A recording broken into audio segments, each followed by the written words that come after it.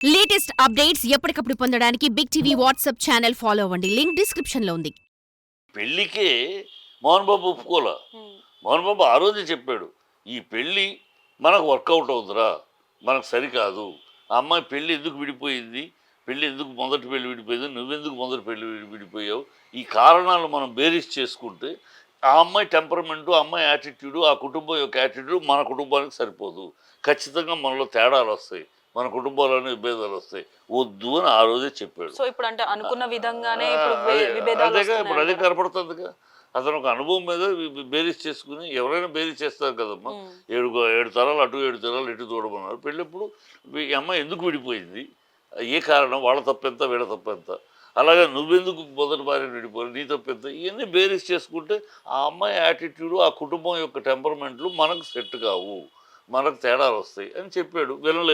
వినలేనప్పుడు అప్పుడు వినలేదు, నేను పెళ్ళికి కూడా రానన్నాడు.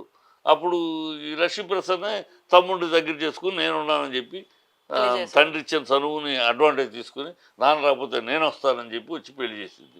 ఇప్పుడు తనే పెళ్లి చేసింది కనుక, తనే పెళ్లి కూతురు చేసి కొడుకు చేసింది తన ఇంట్లో, కానీ అన్నీ తనే చేసింది కనుక ఇప్పుడు తను వస్తుంది. దాంట్లో పెద్ద ఆశ్చర్యం ఉంది. ఆ అమ్మాయి మనోజ్ పక్కన తరపున ఉంది. సో ఇప్పుడు విష్ణు కూడా దుబాయ్ నుంచి వచ్చేసాడు. సో ఇప్పుడు తను వచ్చిన తర్వాత ఈ వివాదం అనేది తగ్గుతుందా లేకపోతే పెరుగుతుందా? తగ్గుతాం. ఇప్పుడు విష్ణు ఇంటర్ఫియర్ అవ్వడం నాకు తెలిసి, విష్ణు కేవలం వాళ్ళ నాన్నని సపోర్ట్ చేయడానికి వచ్చాడు.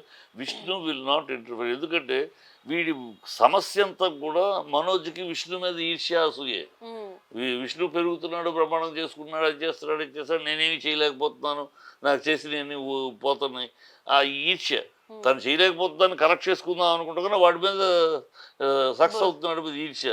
ఆ ఈర్ష్యాలో ఉండగా తను వచ్చాడు, ఇంకా పెరుగు తప్పితే తగ్గదు కనుక ఈ విలాంటి ఇంటర్వ్యూ ఈ will stand for his father.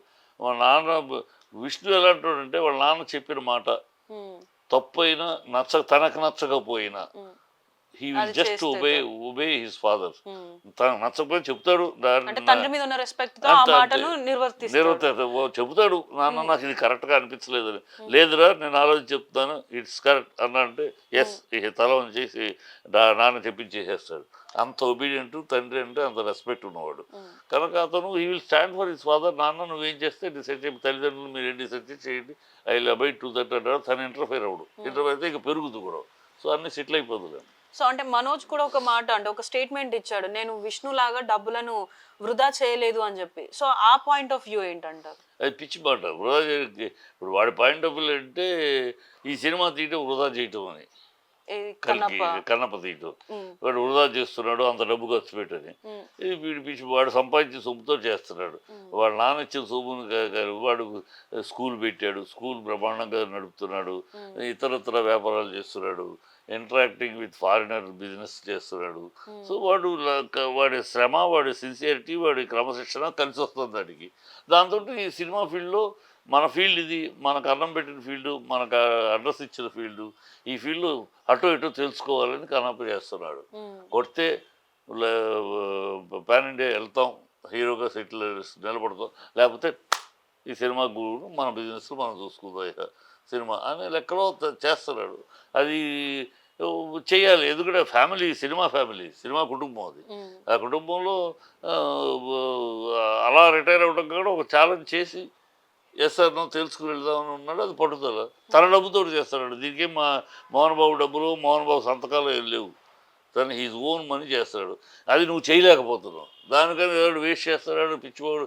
నువ్వు వేస్ట్ చేసావు, మనోజ్ వేస్ట్ చేశాడు, నాట్ విష్ణు వెల్ డిసిప్లైన్ పిల్లడుగా, వాడికి మంచి బ్యాక్గ్రౌండ్ కూడా కుదిరింది, పెళ్ళి కూడా, ఆ అమ్మాయి కూడా మంచి డిజైనరు, వాడికి బిజినెస్లో హెల్పింగ్ సపోర్టివ్గా ఉంది. సో బ్యూటిఫుల్ ట్విన్స్ పుట్టారు.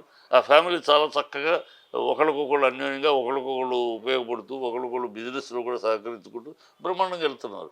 ఆ స్థితి నీకు లేదు, అందుకని ఈర్ష్య పడుతుంది తప్పితే ఇంకేం లేదు.